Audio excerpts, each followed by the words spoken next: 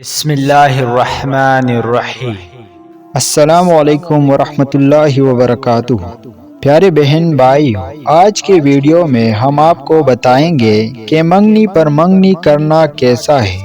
ناظرین، آج مادیت کا زمانہ ہے اور اس مادی سیلاب میں ہمارے نوجوان بھی بہتے چلے جا رہے ہیں۔ اسی مادیت کا نتیجہ ہے کہ دلوں میں غیر اللہ کی محبت بیٹھی ہے۔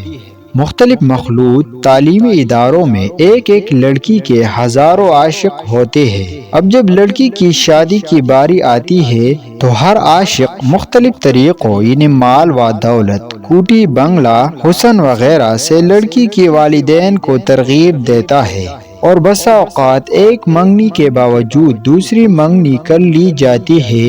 شریعت کی نظر میں یہ درست نہیں۔